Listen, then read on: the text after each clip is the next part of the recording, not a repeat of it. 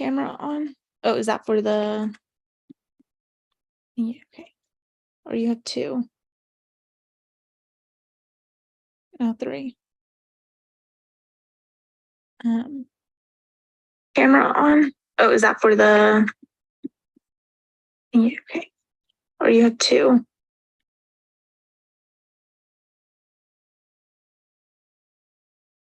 I don't know why I have three of me in here.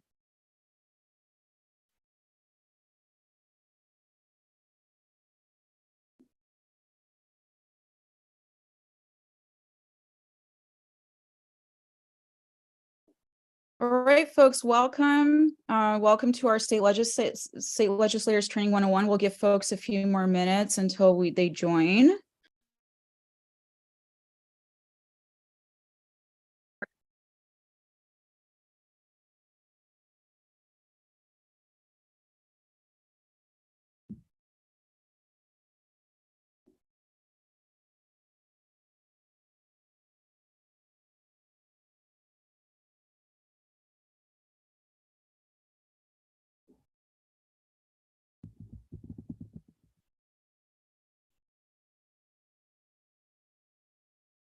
For those who are just joining us, we're going to start.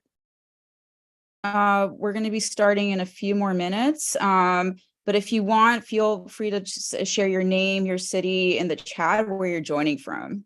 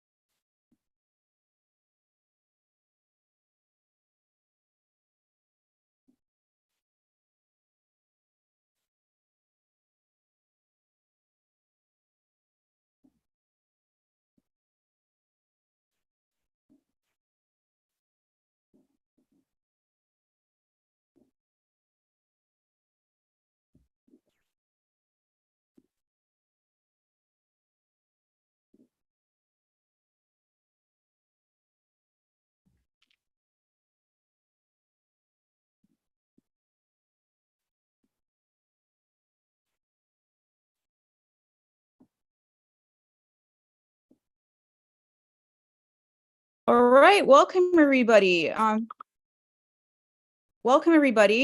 name is Miriam Sabagi, and I'm the National Organizing Director at the National Iranian American Council. For those who are new, NIAC was formed 20 years ago and is the largest grassroots Iranian American organization with members in all 50 states and 14 chapters around the country, and our headquarters here in Washington, D.C. We are dedicated to advancing peace and diplomacy, equitable immigration, and civil rights. This event is co-hosted by NIAC, our coalition partners, Asian Americans Advancing Justice, AAJC, the National Asian Pacific American Bar Association, RISE AAPI, and Asian Texans for Justice. Today, we're here today to learn more about how state legislatures work and how you can make an impact locally through state advocacy. But first, here's our background story about this coalition. We are comprised of 25 national and local organizations from around the country.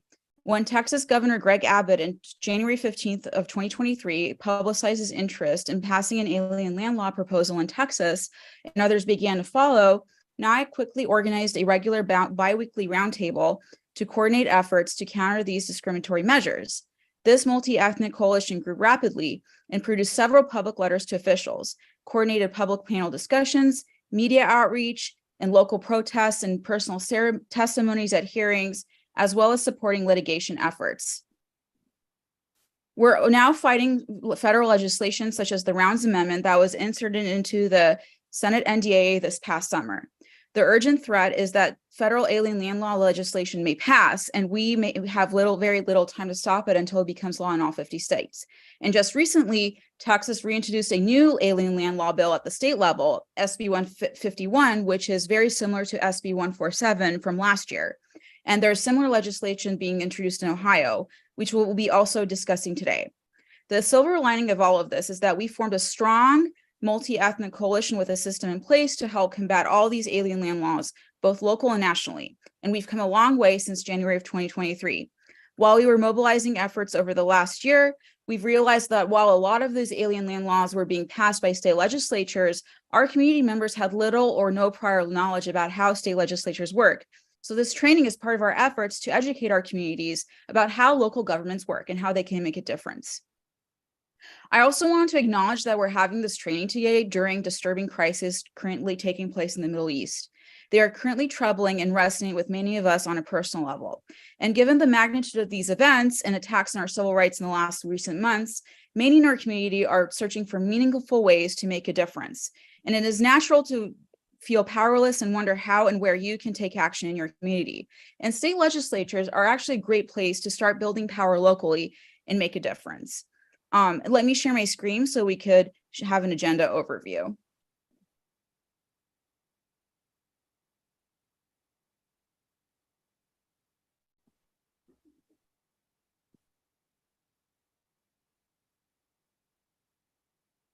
All right. So welcome. Does everybody see my screen?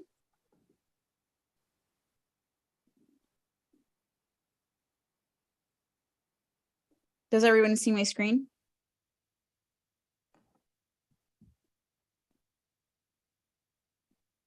Yes. Excellent. So welcome to State Legislators Training 101. Again, this is co-hosted by Rise API, AJC, NIAC, NAPABA, and Asian Texans for Justice. So why are we here today? We are here today because, as I said, state legislators across the U.S. passed harmful legislation such as alien land laws, anti-abortion laws, anti-LGBTQ laws that directly affect our communities. And these are a lot of attacks on our communities, API, Iranian Americans, and we're usually the first ones to be attacked. And as a result, we don't have a lot of decision-making power about the policies that directly impact our community. We fear what we don't know, but we can change that through education. While we've come far in the last few decades, we are not, again, our communities are still getting started and getting organized. And in fact, we are fractured in large part because of the trauma and the fear of politics from our home countries or our parents' countries of origin. And it can be difficult to agree on particular issues sometimes. And many people in our community just avoid politics altogether. And there's also a sense of privilege from those who want to be apolitical or being aloof. And as a result, the people in power enact policies that hurt our community. And our today's goal is to broaden our understanding about how local government works and how we can use grassroots power to influence it. So we're going to go over the basics. We're going to go about how the functions and structure of state legislatures and local advocacy. Then we're going to hear from Representative Jean Wu about why it's so important to learn how state legislators work and sharing your experiences sharing his experiences working in the state legislature as a representative and best practices on speaking to state representatives like him. Then we'll go over to some case examples at the state level. We'll hear from Texas with a focus on how to testify at state hearings. So we'll hear from Sabrina at Asian Texans for Justice. And then next, we'll hear from Azada Yazdi from Louisiana. She is a political communication strategist and owner of Blue Jay Strategic Consulting Group as a coalition partner. She's going to be talking about her advocacy work against bad bills and talking to interest groups and the work that she's done in Louisiana over the past year. Next, we'll hear from Elaine So from NAPABA.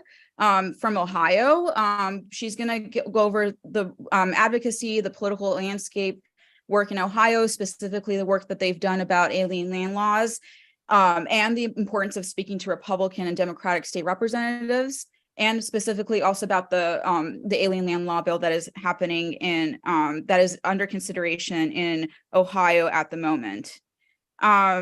And then we'll also have Q&A from audience. So if you have any questions you may have in the Q&A function, you can put that up. You can put your questions either through the chat or in the Q&A function on your Zoom panel. So that's, let me go to the next screen. So we're going to go first over the basics and functions of state legislatures.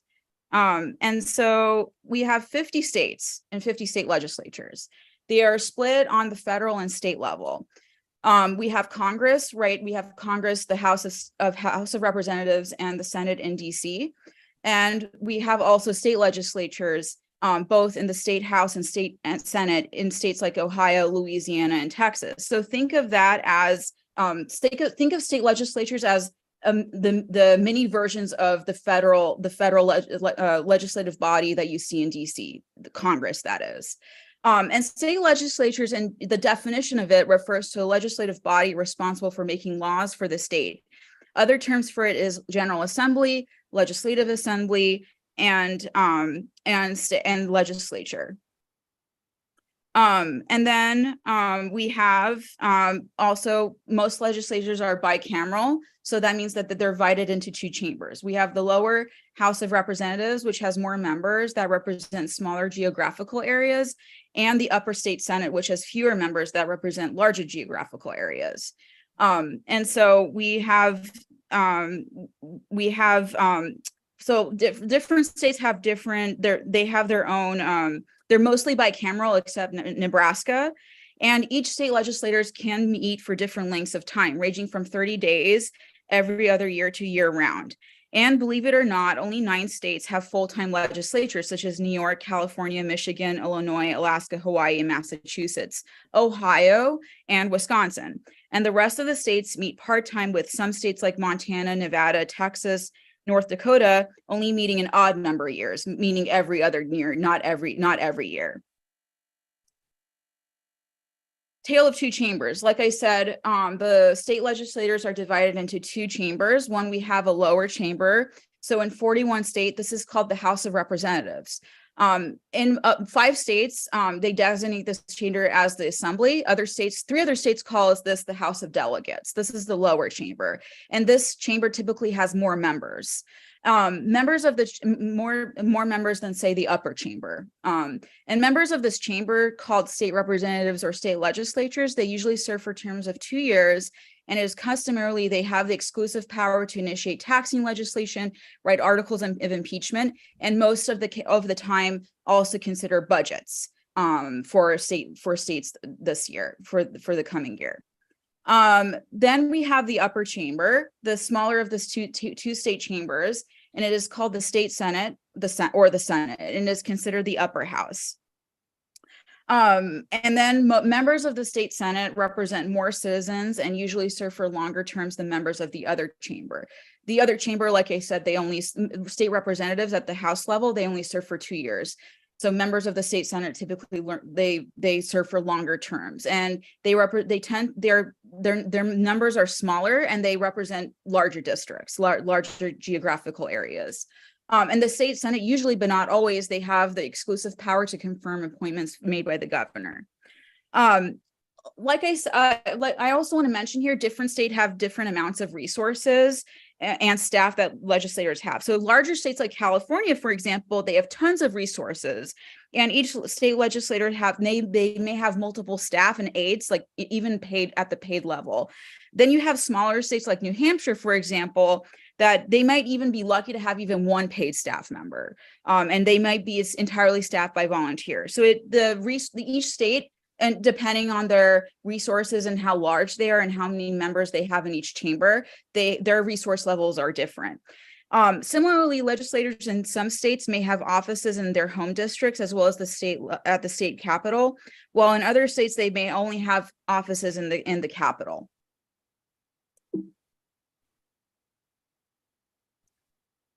Main functions. So you have the state legislators typically perform 3 functions. One is lawmaking. So this is the creation of policy. This is what you hear the most, right?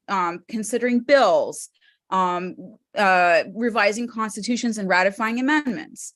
And each legislator, on average, depending on where they are in the state, what state they are in, and how large their chambers are, they want to pass on average 10 to 12 bills. And that's an average. And even more ambitious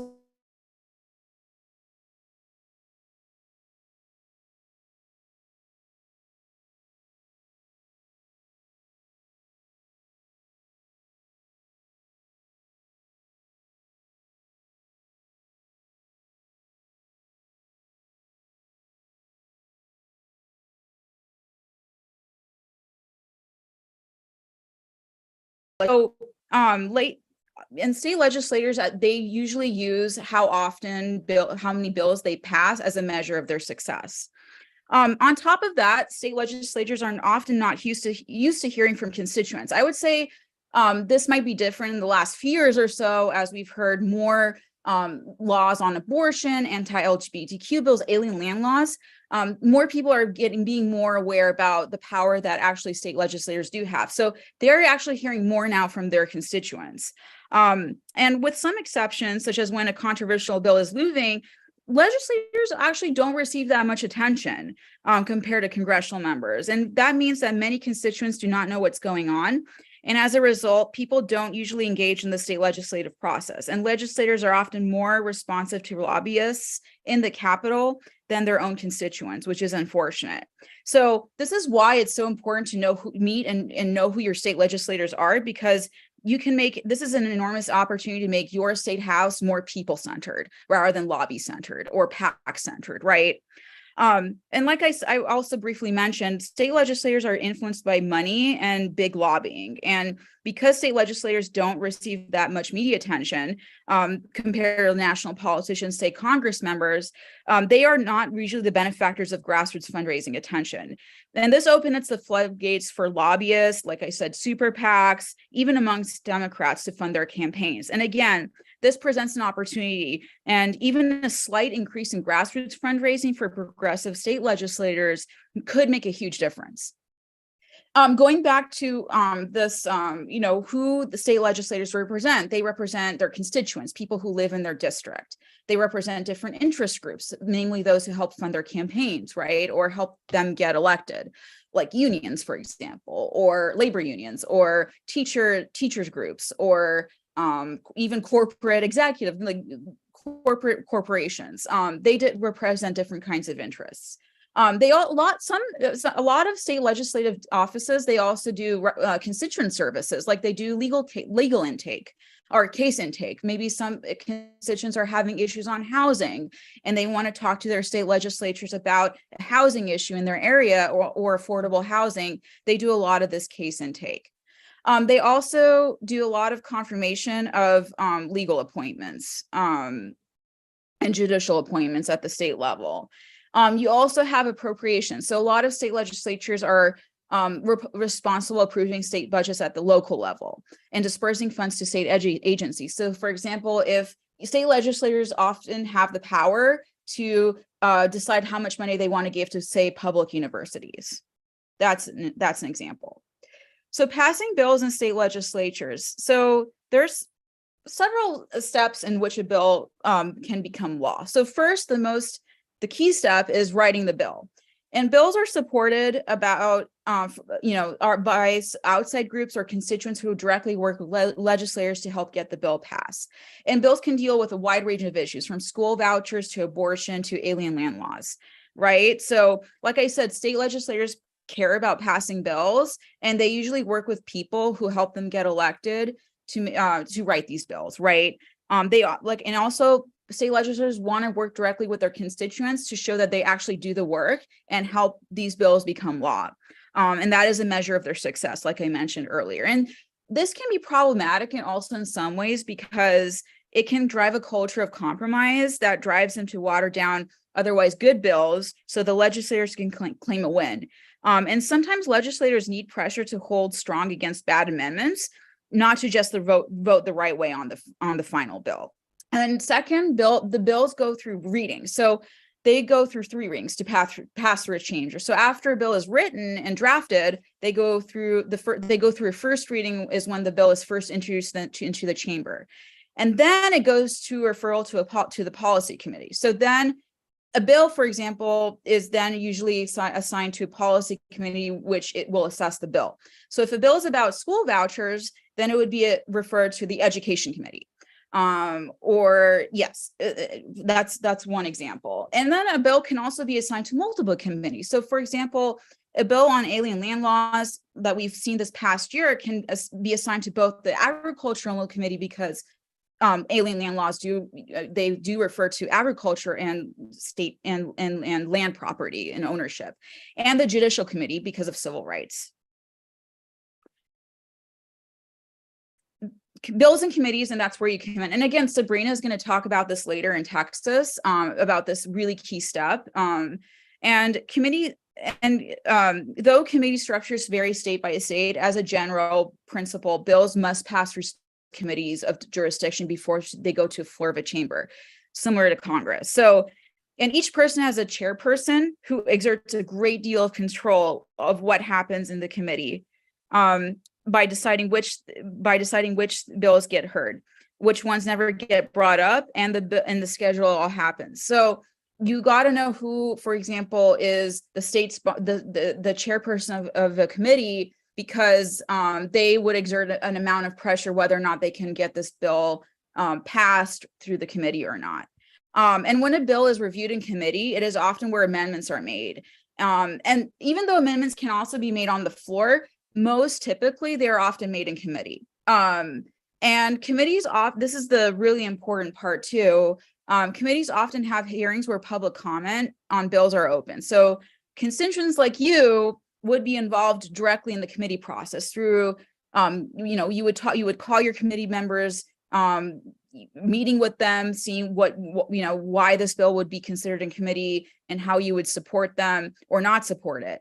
Public testimony, which Sabrina will be talking about soon, or going directly to the state capitol and testifying at hearings, or written statements. They can be enormously impactful. Because at the end of the day, like I said, they do care about their constituents and whether or not they would get reelected. Bills must keep moving in order to pass. So any state legislator on any given year when they're in session, they consider thousands of bills. And so you got to check a bill's trajectory, whether or not it's been introduced, whether it's been referred to committee, or whether it's been referred to the state floor. So it would be, you would usually check your state legis website or other bill tracking websites, which I will actually be sharing with you in a moment in an exercise. And I also want to put a note here, this legislative process can be different for each state. Bills can usually originate in either chamber, either from the lower house or upper house, and then cross over to the state house.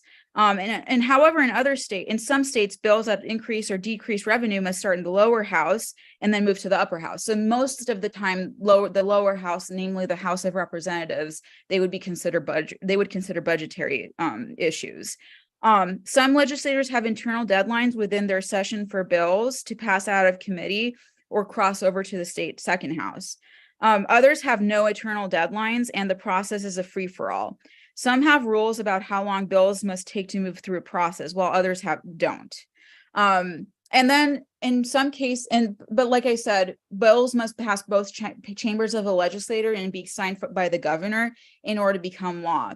And then in some states, if a governor does not proactively veto a bill, it still can become law without their signature.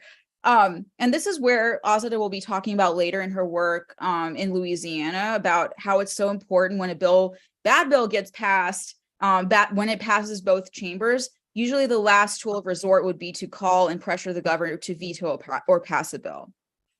Also, when you're learning more about your state legislatures, look for other things that make your state unique. Does your state have a lame duck session? Does it have a rule that every bill must be introduced before and have a hearing? How important is the budget process in your state? Does it usually take up most of the state legislative session? Is it the most important thing or not? So let's do an exercise. So we all want to know who our state representatives are. That's where the first step in finding your own power comes in. So first step to do is to go to openstates.org. Sometimes I think it'll switch in your browsers to plural policy, but if you go to openstates.org, you scroll down to the bottom and you'll see where you can enter your address and zip code, and then you hit search and your local lawmakers will be listed. And in order to find your state legislature's website, that's the second step. You can go to congress.gov/state-legislator-websites. That's where you can find your own state legislator's website. And then if you want to look up and if you've already done those steps, you can maybe, if you already know, your state legislature's website, if you already know who your reps are, if you really want to look up some bills that you really care about, say on the MENA category, education, abortion, alien land laws, you can go to Legiscan. There's so many bill tracking websites out there, but the three most important ones that I could find were Legislan, and that's the one I use usually. Fast Democracy is another good one, in Open States. But typically Legiscan is a good one. So I'm going to give folks a minute to search who their representatives are, find their state websites, state legislator websites, and bills that they care about. And then we'll go quickly to state advocacy and to our other panelists.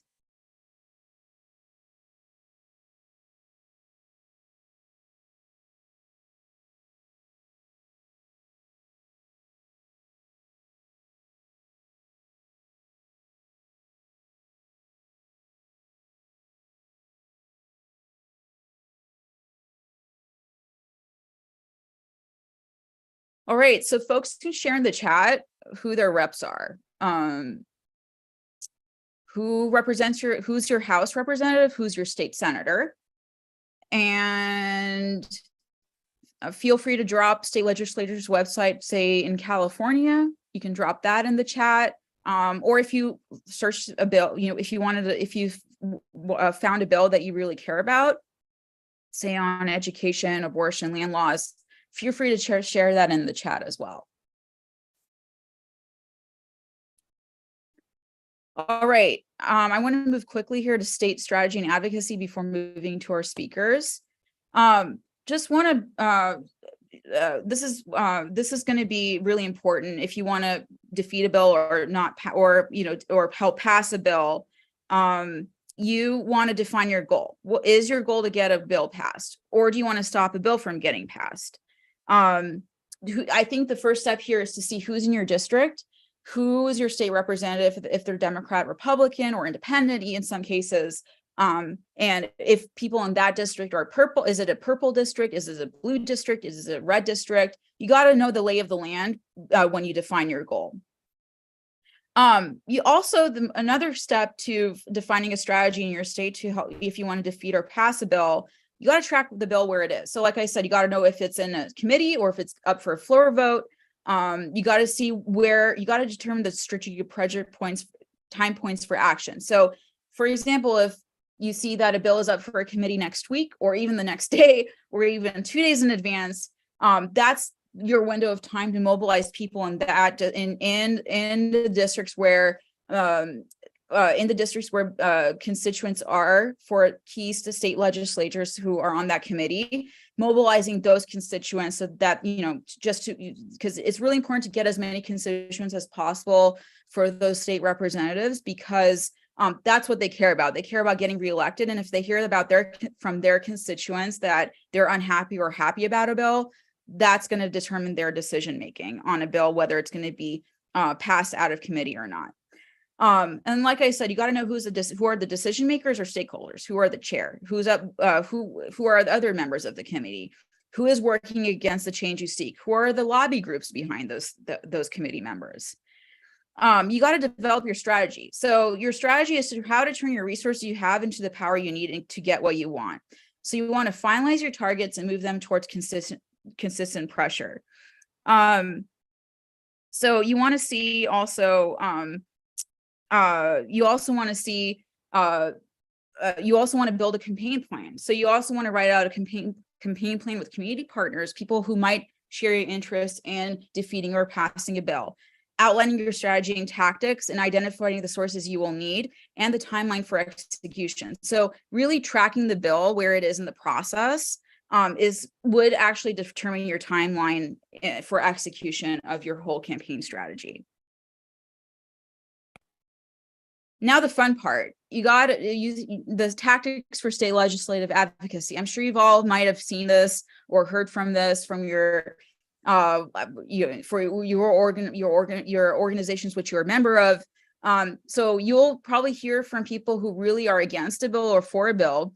They would be asking you as constituents to submit written letters of support or opposition to a committee about a bill that you think or what your organizations think would be against your rights or against your interests. So for example, you would share,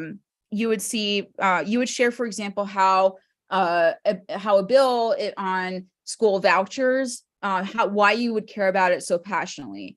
If I'm a single parent living in, say, Ohio or Tennessee, and I am also a low income single mom living in one of those states, I would care about my child in school getting a school voucher because I'm a single parent, can't afford to pay for my child's lunch.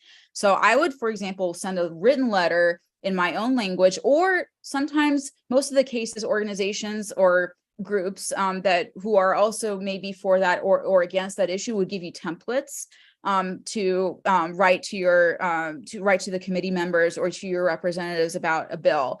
And I think the most and key important part is to share why that bill would impact your life.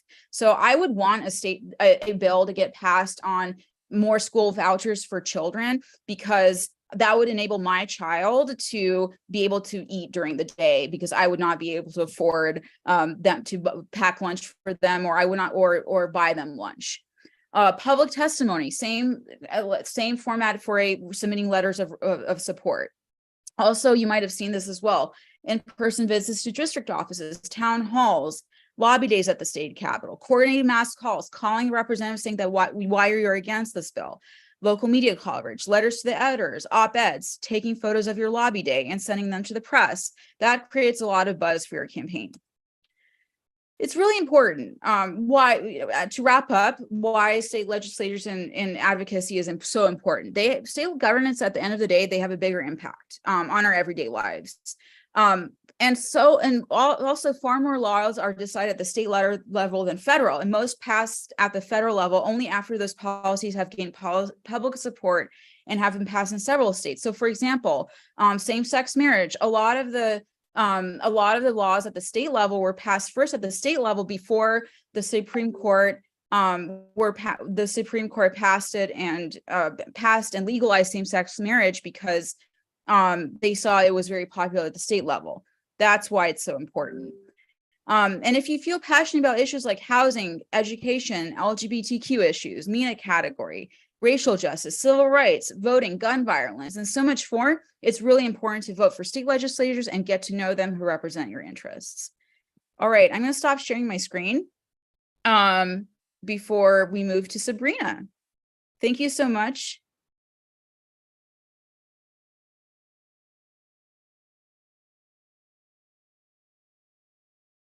Hi, everyone. I am Sabrina from Asian Texans for Justice. Super excited to teach you guys about what we did in Texas to mobilize against SB 147, which is our anti-alien land law. So I'm going to start sharing my screen.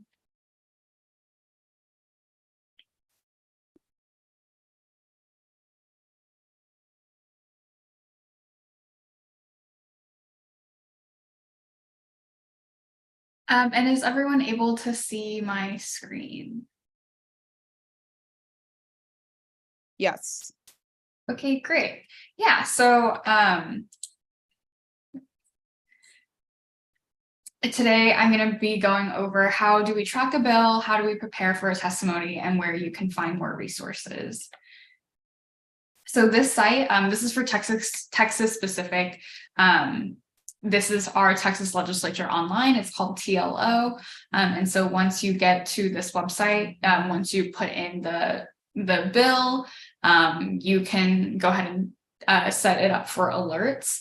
If you also don't know the bill and you're just curious about, are there other anti-alien land laws or are there other things, you can search a bill by word or phrase and it'll return all the bills that have that keyword in there. And so once you get the bill, this one's SB 51, which is the newest iteration of the anti-alien land law that is being brought up in Texas's current special session right now. You can follow this red arrow here to add to alert list. So anytime there's any updates or movement on the bill, you'll get an email alert. This is a super quick overview of the legislative process. So it works pretty similarly to the federal structure. There's a House and the Senate. It goes to the committee and then it goes to the calendar to be added on for the floor for debate. And then it goes back to the other chamber for each committee to make edits, and then it'll ultimately go back onto the floor and it'll have to be voted on. And then if it passes out of the floor, then it is ultimately signed into law by the governor. So this is where the action happens, is during the committee hearing. When a bill goes up to committee hearing, this is when it's open to the public and anyone can turn up to testify. I will say in Texas, there are some rules where sometimes they'll have a closed hearing where they're not inviting public testimony and they'll do only invited, but that is on a committee case by case. And so what happens on the day of the hearing? So sometimes a hearing is scheduled, regardless of any nationality or citizenship status, you can testify. Oftentimes committee hearings are released with little lead time, with less than 48 hours, sometimes less than that. Sometimes they'll only give you 24 hours heads up. And, that is by design, right? They don't want us to come in and flood the committee hearing room and hear testimony after testimony. And so within that time frame, we have to make sure that people are notified and can arrive at a moment's notice. So the Capitol is in Austin. Texas is, one of the biggest states in the United States. It's hard to get to if you're, coming from the Panhandle, or if you're coming from, the South. It's a full day's drive. And so to be able to, prepare and mobilize at a moment's notice is really difficult. And so these are some of the tips that we like to share for the day of the hearing. Sometimes hearings, especially if it's a really contested bill, can be very long. That being said, we always recommend that you bring 25 copies of your testimony in case you need to leave before you're called to testify. You can still always submit your written testimony. The committee chair usually will limit testimony time to no more than 2 minutes, but that is not set in stone. That is up to the discretion of the chair. It's up to, how he or she is feeling that day. If they're being really strict about it, they will cut you off at 2 minutes. If they are in a better mood, they'll let you go sometimes for longer, but we always say to make sure to plan for 2 minutes. You are always welcome to bring your own interpreter or translator, but that is up to the discretion of the committee chair to decide if you are going to be allowed additional time, because if you have to get things translated, it will double the length of your testimony. Always bring water and snacks. You never know how long you're going to be waiting, and wear comfortable clothing. There is no formal dress code at the Capitol, but business casual is always appropriate. And if you're going to be waiting a long day, always wear comfortable shoes, and always bring chargers for your phone and your devices. So how do you prepare your testimony? You want to start off, kind of thinking about your testimony in 3 big chunks: your opening, your main message, and your closing. So for the opening, you always want to start off by greeting the chairman and the committee members. You want to state your name and your organization that you're representing. And if you are an individual, and if you are testifying in support, opposition, or on the bill. You don't really want to waste time with a long introduction. What the things that you do have to say are your name, whether or not you are representing an organization or yourself, and what position you take on the bill. You want to summarize your reasons for your position concisely. Remember, you only have 2 minutes. So if you have data to back up, the problem, or how the bill would create a problem, or negative outcomes if the bill passes, or positive outcomes if the bill passes, you want to be sure to include that. And one of the most important things is that you are adding value as testifying as yourself. You are bringing your own personal story. So you always want to make sure to talk about how the bill would impact your life, drawing on real personal examples. And then for closing, you always want to make an explicit ask of the committee to either oppose or support a bill.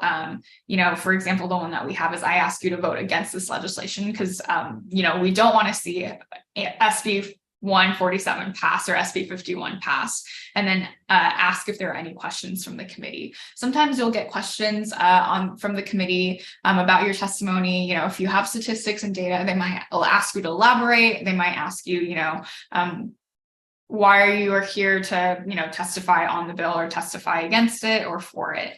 And so always just be prepared to answer any questions. One thing that we highly recommend, right? Don't memorize your testimony, always write it down. Having a script is highly recommended and helps you navigate what you say. And most importantly, it helps you stay on time. You have limited time, again, 2 minutes. And we always remind you to be respectful because it's okay to be passionate, but avoid combative language because you're trying to convince them to listen to you, and always use data and evidence to support your position.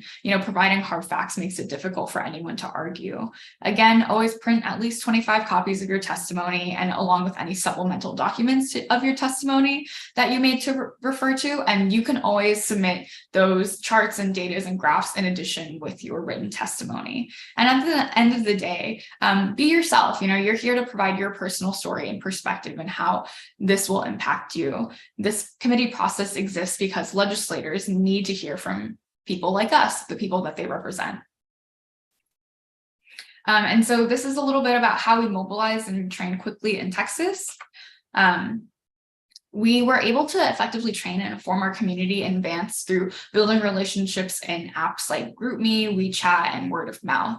So during this time, our community was alarmed and ready for action. So they were really eager to start doing something. And we hosted multiple trainings, both in language and in English, to help maximize reach and understanding, offering live translations, or even conducting the trainings in language. And prior to the trainings, we created sign-on letters, petitions, and online toolkits for sample templates and talking points. One of the biggest things that we've faced was a lot of misinformation being spread, whether about the bill itself or about the legislative process. For us, this was the first time that our community really took charge and took action and mobilized. So I think on the day of the Senate hearing, over 100 people, I think around 100 people turned up to testify. And for a lot of people, this was their first time doing something like that. And it was really inspiring to see how, the beginning of, the outrage and confusion and terror turned into something that was productive. And so where can you find more resources? You can find resources that ATJ has created at this link right here. So this is our kind of testimony for SB 147. But in addition to that, on our website, we have general testimony templates that people can use for their use. And then I think we're going to answer questions at the end, correct? So feel free to drop any questions that you have in the chat, and we will go ahead and answer them at the end. Thank you. Thank you so much, Sabrina. Thank you so much for that really informative presentation. This is a very important skill on testifying at committee hearings. And like Sabrina said, it's really important that state legislators directly hear from constituents about how the policy they're considering impacts our everyday lives. Now, next, we're going to actually hear from a state representative himself, Representative Gene Wu of Texas. We're really honored to have you here. Just a brief background about Representative Wu. He's a Chinese American lawyer and politician who is a Democratic member of the State House of Representatives in Texas, proudly serving the people of District 137 since 2013. He'll be sharing insight about his experience working as a state legislator, best practice on speaking to state reps, and why it's so important to learn how state legis work. So the floor is yours, Representative Wu. Thank you.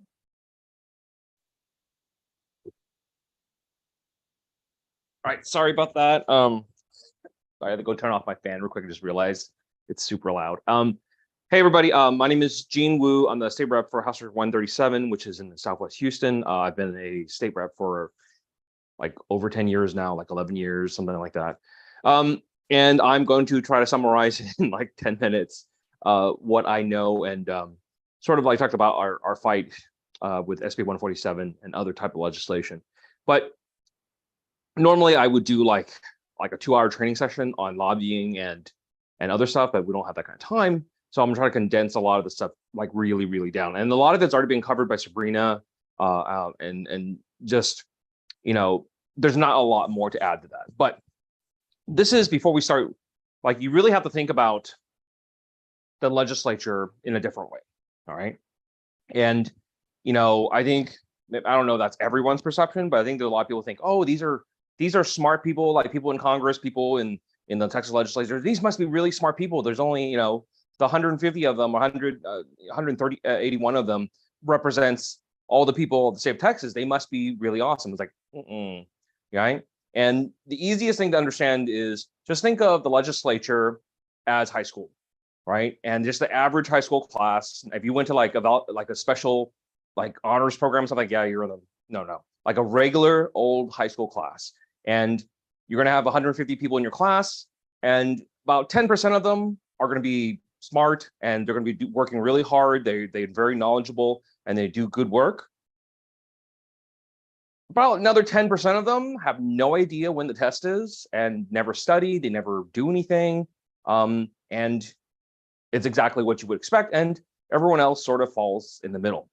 And it's very much a bell curve of what people know, how engaged they are, how active they are, how knowledgeable they are about issues and topics, and even how well they're able to assimilate information. But that being said, right? So the point is saying that the legislators in general are not necessarily people with a lot of knowledge about what you're interested in. Okay, start out with that. And I same thing with me. I don't try to pretend that I know everything. I have very specific specialty. I specialize in stuff related to kids, CPS, juvenile justice. I work a lot in prisons. I do some environmental work and things like that. Things outside of my knowledge base, like outside of my wheelhouse, like you want to talk about insurance, like if you start talking to me about anything related to insurance, my eyes just like roll back in my head. I may or may not pass out. Right? I just don't tell me about insurance stuff. I don't care. I don't want to know.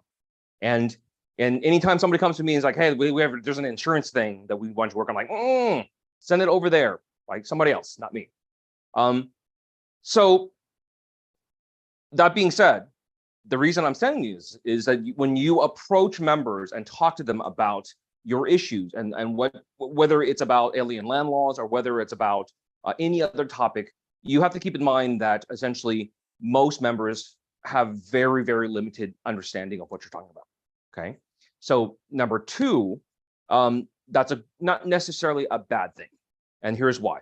When we talk about issues in the legislature, there's kind of like three camps of issues. The first camp of issues are the issues that are like super red meat for both sides. So abortion, guns, climate change, COVID-19 issues, and those kind of things. It doesn't matter whether members have good information or not, and whether they're knowledgeable about it or not. Because of politics, they've made up their minds. They're going to vote one way and one way only, and really nothing's going to change.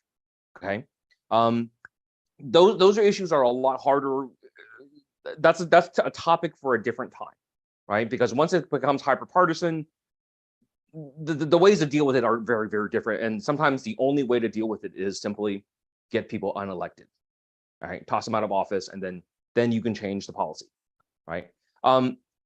The third kind are topics that nobody cares about, like, Comal County mud district water issues. The only people that care about it are people from Comal County and people who deal with water issues. Okay, and outside of that, everyone's like, I don't care. Like, I really literally do not care. Do whatever you want. Whatever your delegation wants to do, we'll do that. Okay. Don't talk to people about those things unless they're working in that field and stuff. That's not what we're talking about either. Those issues are probably the most common issues in the legislature. We have about somewhere around 5,000 to 6,000 bills filed every session, and about probably half of them are like stuff like that, where it's like individual little small town micro detail kind of issues. Don't worry about that kind of stuff, right? Everything else is sort of like in the middle, whether it's about fixing the grid, working on alien land laws. There is a certain amount of lack of information from members. Some members will be much more knowledgeable. Some members will be experts in the area. The vast majority will not. And that's where your involvement really makes a big difference, right? On the first camp, you can try, but you're not going to change anything, right? You're not going to tell somebody who is a staunch Second Amendment person that, hey, we're going to put background checks on all gun purchases. They're not going to go for that. It's just not going to happen. Okay. And the only way to deal with that sometimes is just get them unelected. On the stuff on the third camp where it's just like so local, so nuanced, nobody cares. Don't talk to them about that either. They're not going to care. Nobody doesn't care. Everything in the middle, your opinion, your voice actually makes a big difference, and it made a big difference in our fight in SB 147. And now, SB 147, as of like right now, it's still not a hyper-partisan issue yet. Now, it kind of is and kind of is not, because it kind of is in a sense that the far right, the really, really like ultra MAGA far right, is kind of like, it's kind of a big issue to them, but the Republican base as a whole is still like, we care, but we kind of don't care. We have other things to deal with. And we're trying to keep it in the realm of, this is just for the far, far fringe. The average people shouldn't care about this stuff, and the average people should be more thoughtful about this kind of stuff. So the majority of members in the legislature, when we first started dealing with the alien land law issues, had kind of like just a question mark about their opinion of what's going on. Of course, they want to deal with national security, right? Of course, they care about relationships with China and other places, and Iran and North Korea, and great, they care, but they're not just like, well, I don't know what we need to do.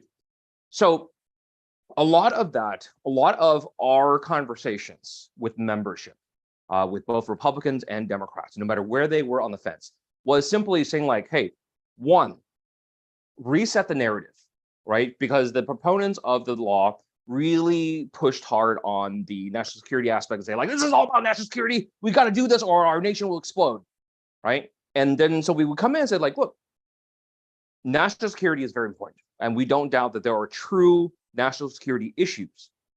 This bill is not it, okay? And here are the reasons why, right? We talk about federal issues, we talk about intelligence, we're talking about all these different things. And because this is not a high information type of issue that most members, like, they may care one way or the other, they may have some early inclinations about how they feel about it, they don't have a lot of information. So if you are the first to go up there and say, hey, here is actual information, is your position now still logical given this information, right? And so what we're essentially doing is resetting the calculus, resetting the formula. So every single member, when they decide to do stuff, unless it's like a super red meat type of issue, there's this really galvanized, polarized, hyper-partisan issue, right? There's no calculus of that. It's like, well, do I want to lose my next primary or not? That's a different consideration. But for everything else that we're thinking about, right in the middle, is like, who's going to be mad? Who likes this bill? Who's going to be mad if I support this bill?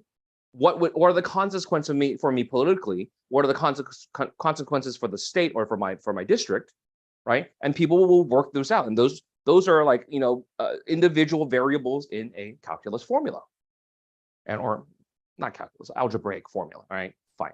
I want to get yelled at by math people. So what you're trying to do is alter the variables for their calculation, right? And so they might say for SB 147, for alien land laws, it's like, I really, it's good politics for like, I'm talking as a Republican, it's good politics for me to beat up on China and beat up on Chinese Americans, because nobody likes those people.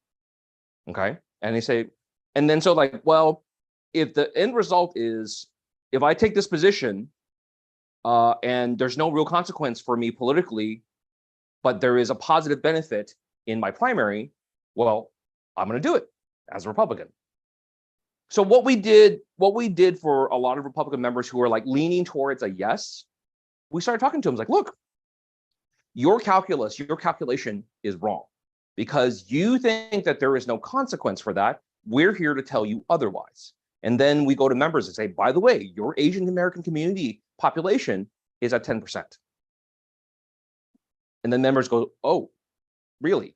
And they say yes. And the Asian community is enraged about this issue, like as mad as they have ever been. And then suddenly they're like, internally, their variables are changing and they're reconfiguring their formula to say, like, what is the answer? And then you say, look, here is my friend who is coming in the lobby with me. They're Republican. They're a Republican from your area. And then the friend says, yeah, my name is so-and-so. I'm a Republican. I've been a Republican for 20 years. I donate, I vote. I will never vote Republican again. I will never donate money to you. I will never donate to another Republican again if this law passes. The end. And people said that. People went into offices and said that. People made phone calls and said it. People said it during the committee hearing. And then all of a sudden, that is a big, big variable change. And all of a sudden, members that were like, yeah, why not vote for this? Go, if I don't have to deal with this issue, I would rather not deal with this issue. Hey, I'll take it. I don't care why you're voting no. I don't care why you're going to help block this bill from coming to the floor, whether you actually really don't like it or whether you think it's bad politics for you. I don't care, right? I just need you to vote no. And I need you to tell leadership to tell, hey, don't put this up for a vote. I don't need this kind of heat. It's unnecessary. In baseball, we would call this an unforced error, right? You didn't have to make this mistake. You did it on your own, right? So that's the power of you talking. That's the power of you, not me, right? I'm a suspect. Like anything I say is a lie, like to the other side, right? And they're gonna like, we don't really trust that Gene guy. He's kind of sneaky. It's true. But you as a constituent, as someone who is not engaged in the political process, but who is a community member, who you're bringing somebody from their district, someone who votes for them, that changes calculations, like for real, like really changes calculations. Like earlier I said, like the first camp, the really far right, the really red meat, hyper-partisan issues, sometimes you can change those policies, change those views, and rearrange even those calculations. And the way to hit it is that you have to have a big enough variable change. And the variable change that often gets people to reassess their philosophies and their beliefs is we redistricted. Redistricting your district, and your demographic is now different, right? Your voting base is now different. And now your people, your community that you represent wants you to vote for this thing instead of against it, right? And all of a sudden, they're going to have to make a strong, like, reassessment of their values and of like how badly do they want to stay in office. So that's it. I mean, like, that's really it. And like Sabrina said earlier, we talked about this. It doesn't matter how you communicate with members, whether it is text messages, whether it is phone calls, whether it's letters, emails, messaging them on social media. Do all of it. And people say, like, well, how do I choose which one to do? Don't choose, do them all. If you are a constituent of a member, I would encourage you to reach out to them in every possible format. I know it makes a big difference for me, right? So, all right, I think that's my cue to say I have enough time. I'm happy to answer a question later. Thank you so much, Representative Wu. I think the part that resonated for me the most was the high school analogy. That just also changed my understanding of how state legislatures work. I'm sure other folks on here were mind blown about this analogy, but for me, at least, like, that really changed my perspective. So thank you. Again, if you have any questions for me, for Representative Wu, for Sabrina, feel free to share them in the chat or in the Q&A function. So next we have Azadeh Yazdi. Azadeh, she is in Louisiana. She did a lot of important state advocacy work in fighting bad bills there. So Azadeh, the floor is yours. Hi, everyone. Thank you. My name is Azadeh. You can also call me Ozzy. I've been a communication strategist for many years and got involved in advocacy and legislation for about 7, 8 years now in Louisiana. I don't want to repeat the great things that Sabrina and Representative Jean Wu said, so I'll kind of show a more technical side of it and talk through what we did in Louisiana with our versions of those anti-alien law bills. We had one Senate SB 91, two House bills, HB 125 and HB 537. And before I get into that, though, I really want to thank everyone, several of you that partnered with me and really jumped in at the 11th hour. Edgar, I'm sorry if I'm forgetting names. Of course, Miriam and the NIA group. So these three bills, each one kind of had its own detailed language. One had to do more with like agriculture and land. The other one had to do with just general in general. And then the Senate, the House bill, Senate Bill 91 was probably the worst of them all. Senate Bill 91 didn't make it to the governor's desk. It died on the floor. House Bill 125 was vetoed, and House Bill 537 was amended and palatable. It was something we could stomach. And that's what I really want to talk through what we did. So I want to screen share and show you guys a couple of, first I'm going to show you our website in Louisiana for legislature. And I know there's a few folks here from Louisiana, so this might help you guys out. So let me get our page here. Let's see here. Oops. Oh, I'm sorry, I can't share my screen, guys.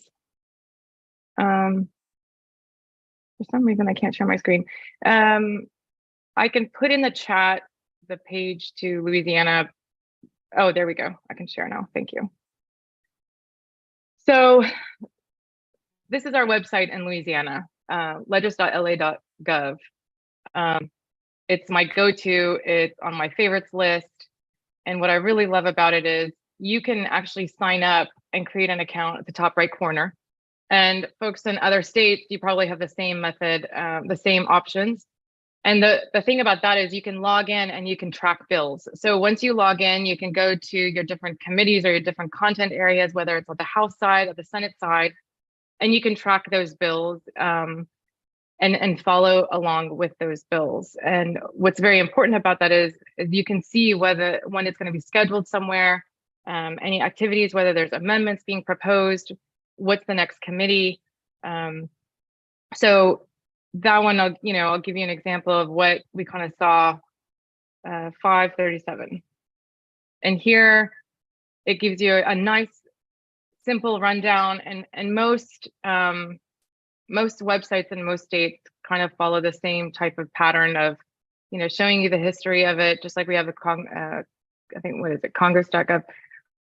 And then you can see your amendments here. And a lot of those amendments that you see here is from the work that we did, because we really were relentless on this. I know Miriam, and then there were a lot of frustrating moments, but we pulled through on that. Another screenshot I want to show you is, let's see here, new share. I want to show you an amendment request.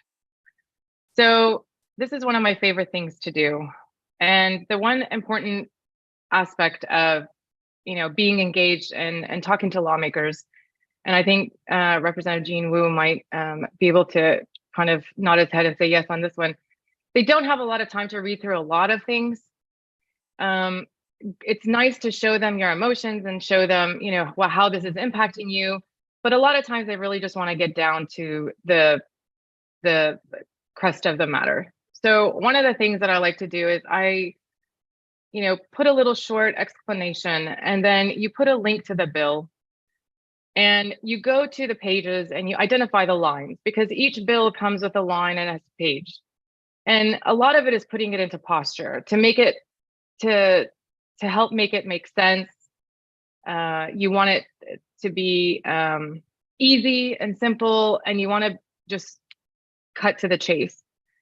And so this is one of the things that we started with initially, just to get the ball rolling, get the conversation started. It wasn't an adversarial approach that we took. And in Louisiana, we are a very red state, even though ironically on paper, we are a Democratic majority state with our voters, but our legislature is predominantly Republican. And so whether you're Republican, a moderate, independent, no party, Democrat, it's just knowing the landscape too. That's a very important part of this, is knowing your audience, knowing the landscape, knowing who you're engaging with first, and then creating that relationship instead of being adversarial, because you're not going to get anywhere if you start with you suck. Why are you doing this to us? You hate us. So you want to start out with understanding, appreciating their work, in the Capitol, because it's still a tough job.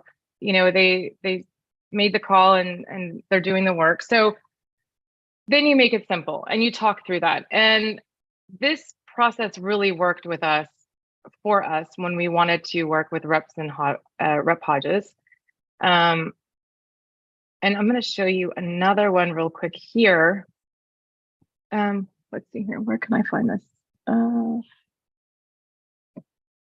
Let's see here. Okay, it's not showing. Is it showing this one? Oh, here we go. I don't know if you guys can see this one. I hope you can see this one. Yes. Okay, so this one was when it was going to the floor. I was literally watching it. I knew what was coming. And so what I did was I created a question and I sent it to all of the members of the committee that were, that heard this bill, because I wanted to get their attention first. And, we have hundreds of people in our Louisiana legislature, just like every other state. And you can't reach all hundreds of people. They're not going to all read it, but you want to at least hit the ones that read the bill or heard the bill and the testimonies in their committees. So I sent this over to several of the committee members that were also about to hear these on the Senate floor debate side. And I posed a question. These are things that when they're on the Senate floor, they should be asking the sponsors and the co-sponsors speaking on behalf of the bill. It's very, very important to do because it creates that dialogue and it causes them to think. So on this particular one, we really, really focused in on the oil and gas. One of the things that I had done throughout the process was I'd reached out to the lobbying groups for oil and gas industry, Halliburton, Baker Hughes, et cetera, because in Louisiana, we're just like Texas, we're very, very big on oil and gas industry. And it was a really, it was a kind of a strategic move to talk to the money, kind of like what we just heard through our speakers before me, is it's about money, it's about lobbying, special interest, and all that. So in Louisiana, it makes up a big bulk of our economy is oil and gas. And just earlier that year, Baker Hughes had just signed a contract with several of the countries listed. And this particular bill, in the language, specifically referenced Venezuela, Russia, Cuba, Iran, China.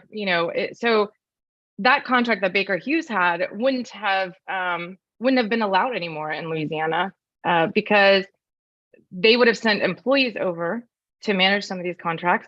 And those bills said that you can't even rent an apartment in the state of Louisiana. One of them said you can't rent it within 50 miles of a critical infrastructure, a US military infrastructure.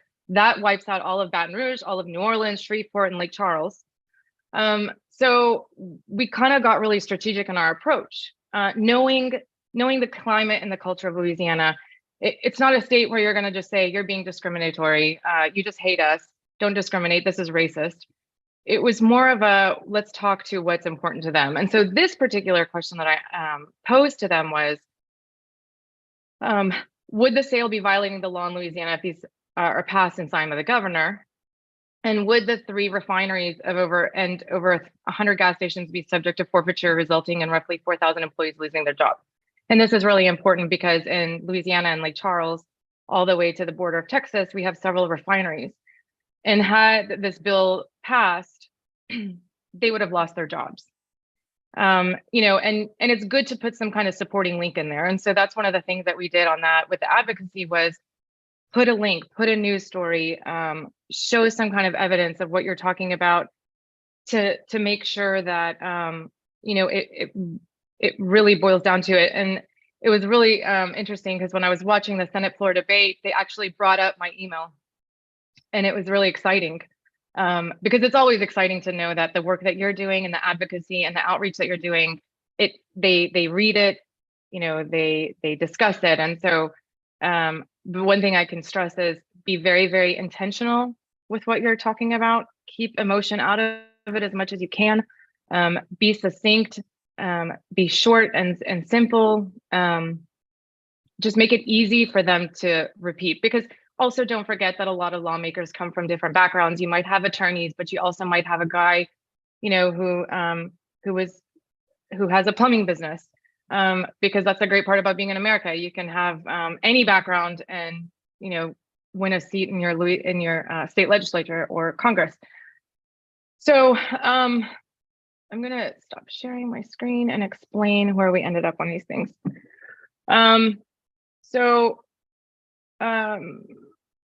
With Representative Hodges' bill, we worked very well. All the universities in the state of Louisiana got involved, the university presidents, because we have a lot of foreign students that come to Louisiana, especially for the engineering program. We had some professors even that were supposed to come, like, for example, to Tulane. They actually canceled their plans to come. And so we were able to really, really show our lawmakers that this will impact both our workforce, our economy. It's going to set a precedent for something else. And what we did was we convinced them to change the language from identifying individual countries to referencing a federal level policy. Because again, you know, today America might be at odds with Venezuela, and tomorrow they might be an ally and a friend. So you don't want to limit them in that too. And so you want to just think outside the box when you're talking to state lawmakers, and really get to the point of the logic and the reason and the finding a common ground. I think that was the gist of it. If I forgot anything, Miriam, please feel free to step in here. I think that was a very dramatic and exhausting month or so.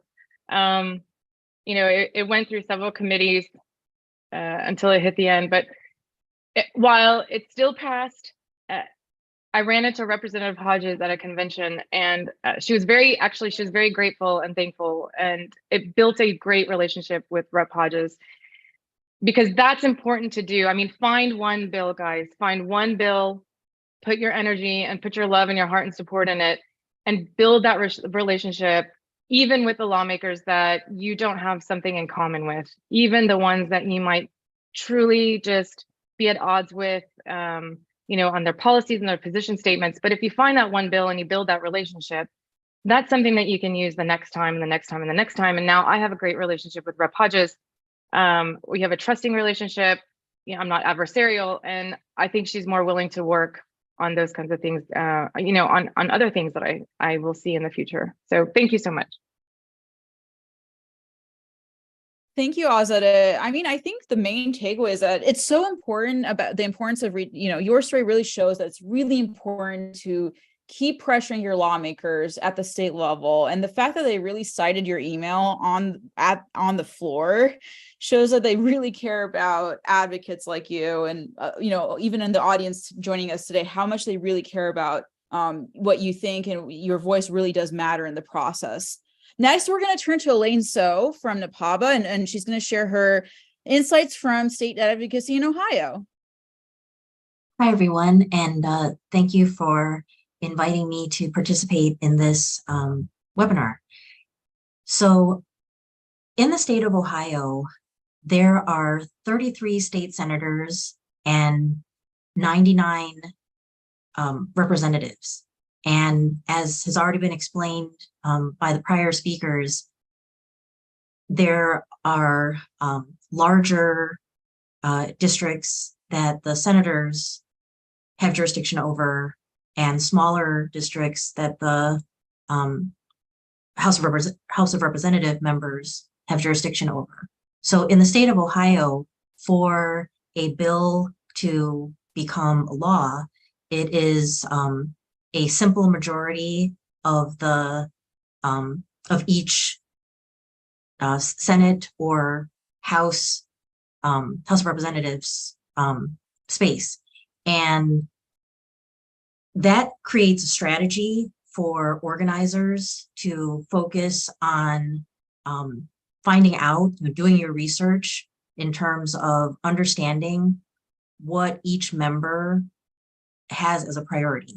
So every House of Representatives member and every senator in the state of Ohio serves on committees, and a lot of times their committee membership or their committee participation stems from what their personal professional experience and where their interest lies, and then the chairs of those various committees will accept them as a member or not on a particular committee based on their lived experience. And so a lot of times when there is a bill that is pending, you know who is a supporter and you know who is very much opposed to a particular bill. And so there's a active strategy that happens based on that initial research, because your goal in terms of passing legislation is just to achieve that that simple majority of support for a bill. So in the case of the House of Representatives, that is achieving 50 members to support or oppose, depending on what your position is on a particular bill, and 17 senators in terms of the Senate. And so when you operate with that kind of strategy, you don't need to be extending energy and effort in a space where you know that there are already 30 members of the House of Representatives that are on your side, and there are maybe another dozen or so folks who are on the fence, and then folks that are clearly not in support but could be convinced. And so like all the other speakers who have spoken today referenced, you do have to use all of the tools that are available to you to reach out to members of the Senate or the House of Representatives to ensure that they know what's at stake. And if you've done your research on the representatives or the senators, you know perhaps what their motivations are in terms of supporting or opposing a particular bill. And in the case of House Bill 212, which is the land law that has been introduced in the state of Ohio, it was introduced in the Civil Justice Committee for the state. And fortunately, our local representative who represents the geographical district where I reside, and is a champion of the Asian Pacific Islander community that would be impacted. And so she's a ranking member in this committee. And so it's very strategic to have champions who can speak to their colleagues who are extensions of the community that they represent, because whatever trusted relationship exists between the community and the representative, it's an extension when the representative has trusted relationships among their colleagues and peers in either the House or the Senate. And so it is important to like Ozzy said, to make sure that the relationships that you have with elected officials, even if the outcome might not be achieved in a particular bill in a particular session, there are longer term relationships that may matter in a future piece of legislation. So in the case of the House Bill 212, it has only been introduced. It has not had a committee hearing as of yet. And in the state of Ohio, all pending legislation does have to have a committee hearing before it is introduced on the to the general House Representatives. And as a community, when we advocate on a particular bill or issue, we always make sure that the community is invited to share their stories about how a particular bill will impact their lives. And in the case of House Bill 212, the legislation would have a negative effect because for folks outside of Ohio, you may not know that there is a large agri-economy that is critical to large parts of the state. And for many of the elected officials, their constituency, it's very important for them to maintain that agri-economy.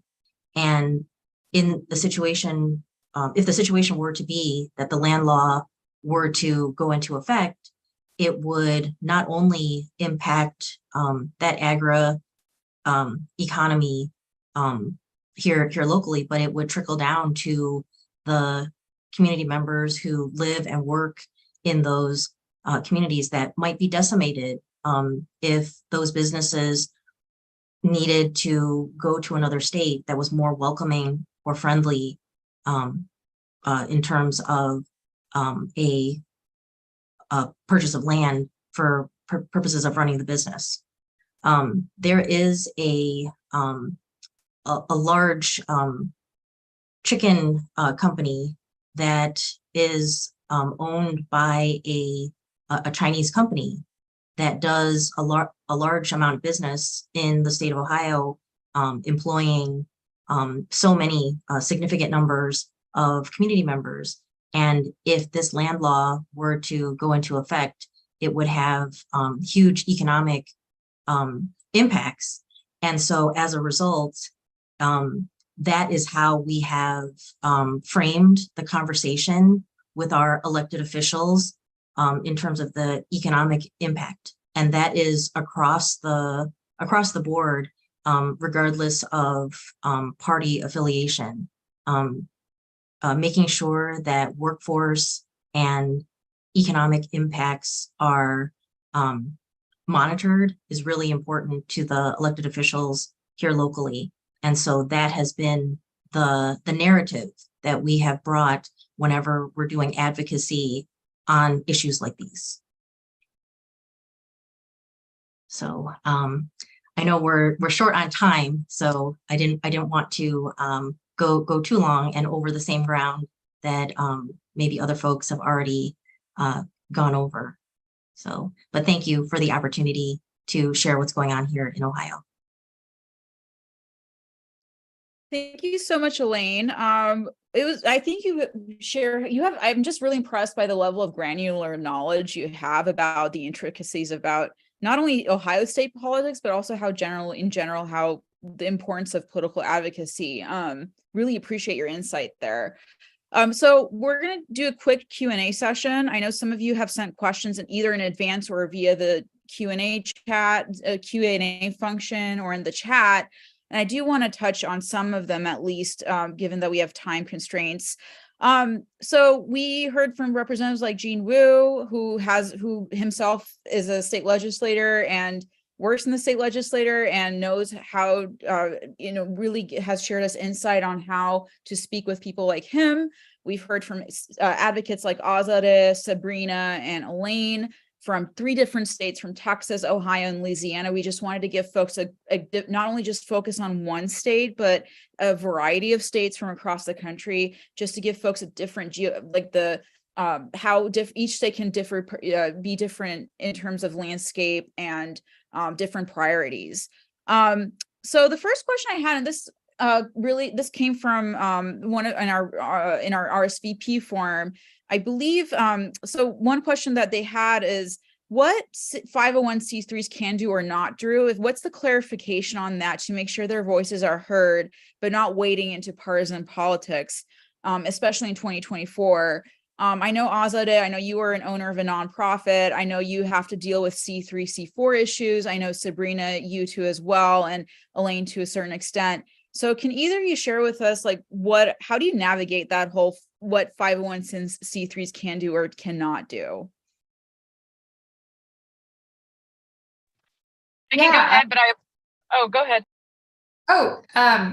Yeah, I was gonna say, as a 501c3, right? We are kind of limited in what we can do, but one of the things that we are able to do is we can testify and we can mobilize people to testify.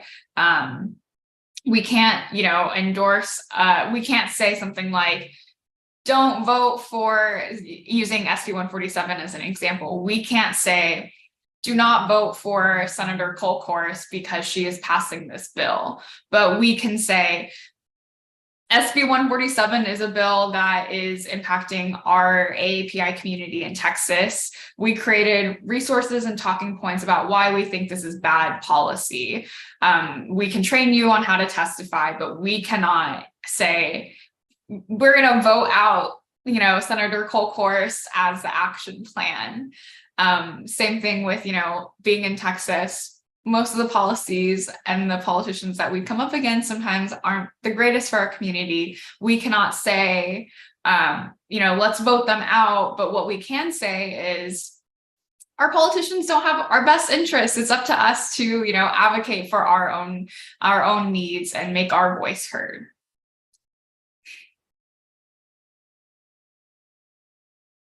Thanks so much, Sabrina. Azadeh or Elaine, did you also want to answer that 501c3 question? Or Representative Wu? I think Sabrina nailed it.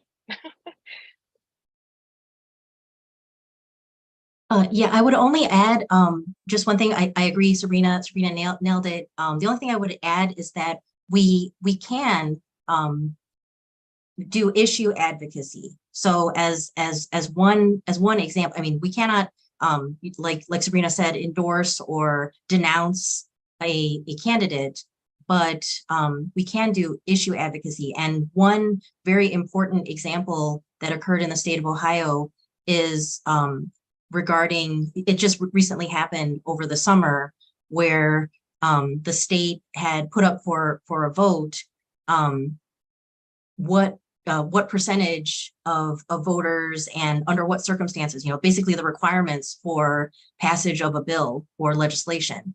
And it was taken to a vote of the people, where the people decided that, the longstanding simple majority to pass legislation would be upheld. And that came through a resounding turnout and vote in August. So, and 501c3 nonprofit organizations can still, advocate on behalf or in support of those types of issues. But like Sabrina said, we cannot endorse or denounce any candidates even on the basis of issues.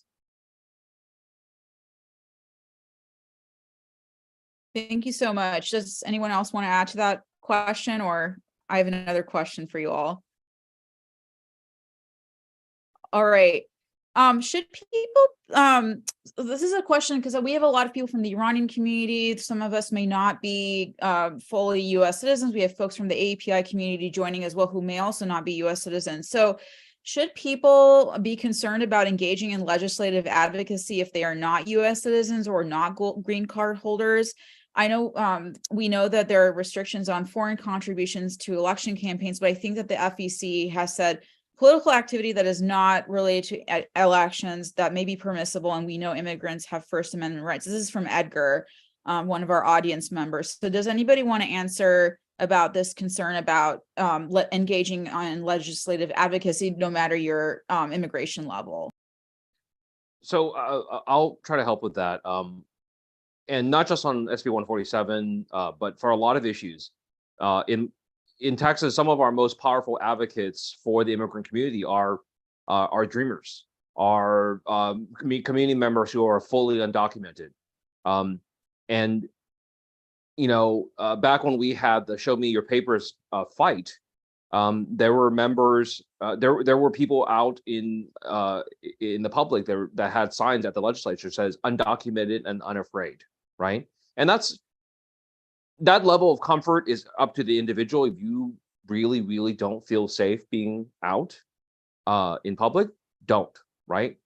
Don't destroy your own sense of safety. Don't mess up your own anxiety levels. Do what you can, right? And so maybe what you can do is not necessarily come out and testify publicly. Maybe what you can do is make phone calls, write emails, send letters, right? Talk to your neighbors, talk to your family members, engage your community. It doesn't have to be one thing or the other. But at the same time, you know that we will come defend you if somebody attacks you. So like during that fight on the Show Me Your Papers bill, we had a member of the legislature who is now the current chair of the Republican Party of Texas, who said like he called ICE on those witnesses. And, you know, I mean, obviously nothing happened, otherwise it would have made the news.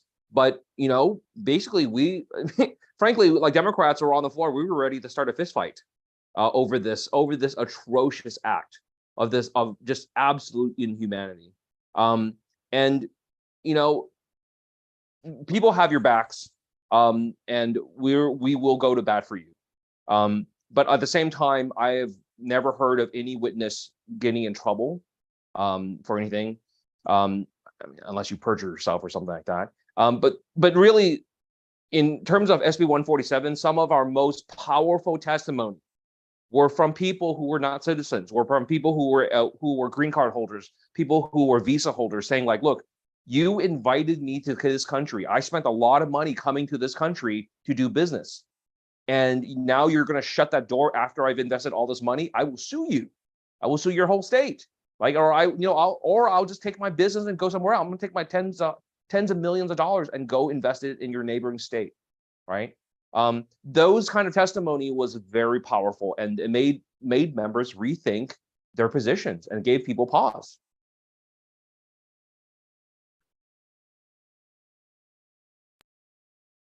Thank you so much, Representative Wu. Really appreciate that. Really, yes. The important point about the dreamers really resonated with me as well. I know I had a friend actually who was also a dreamer and was concerned about their level of advocacy work. So really thank you for addressing that portion.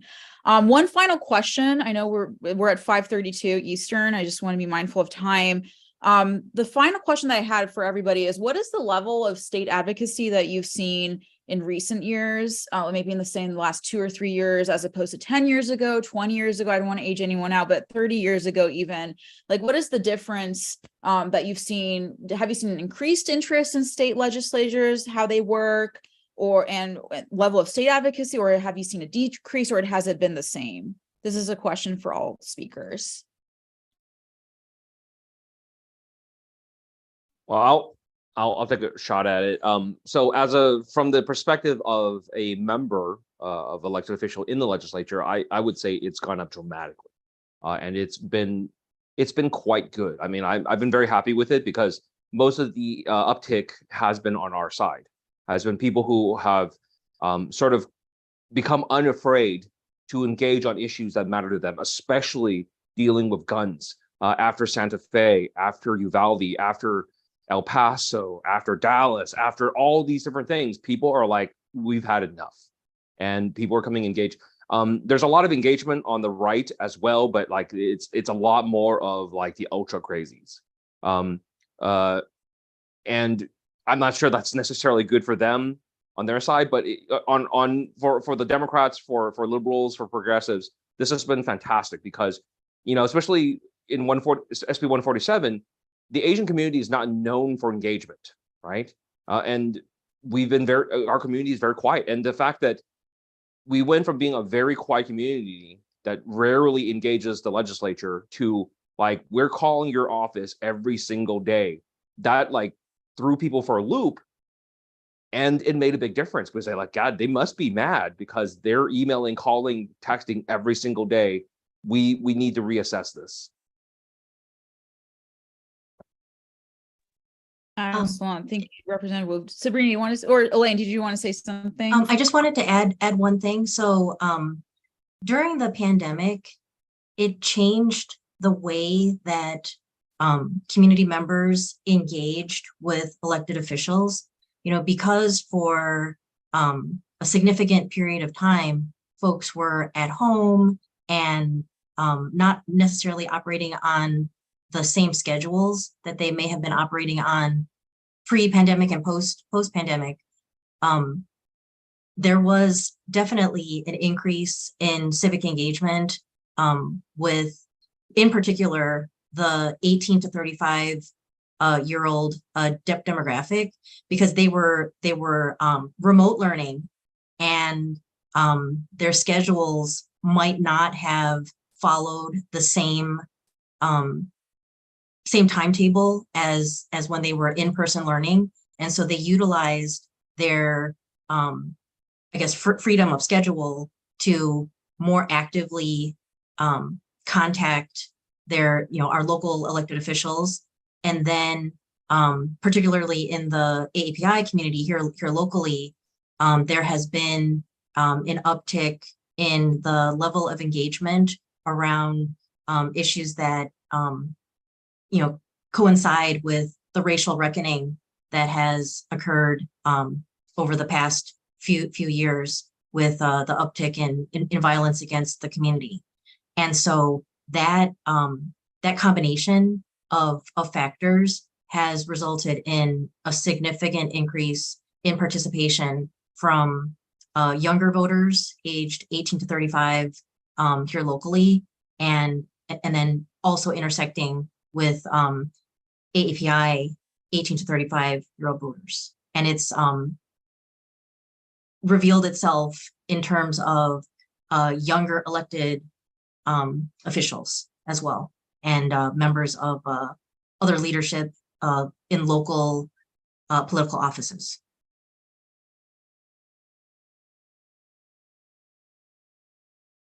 Yeah, I would also like just to add on to that. I think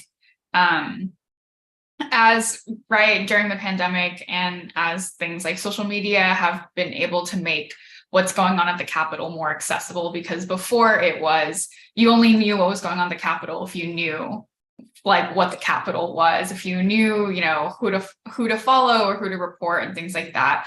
But one of the most beautiful things about social media, especially things like Twitter, is journalists now can post live updates of what is going on, play by play at the Capitol. We are mobilizing faster than we ever have before.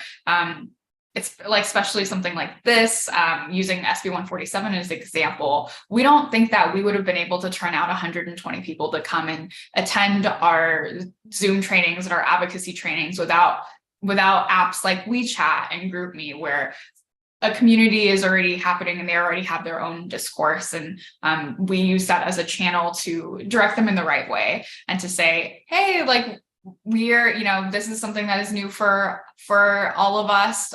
We'd love to train you on how, the rules of testimony work and what you can expect and how to prepare your testimony. So you don't just show up and get confused, because no one's going to hold your hand at the Capitol and go like, this is where you go sign up. This is how you sign up. But because we were able to use those apps and, those social media groups and those social channels, we were able to direct them and plan a coordinated effort and say, look, ATJ on the day of the Senate committee hearing, we'll be here from 8 a.m. to 9:30 a.m. helping y'all testify.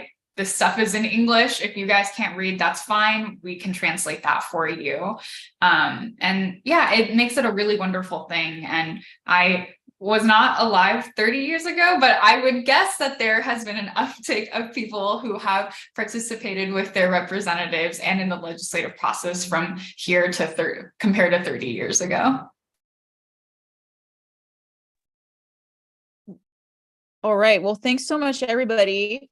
Thank you to all the speakers from all over the country for sharing your insight and analysis on this very urgent issue, learning about how state legislators work and how you as citizens can make an impact in the process.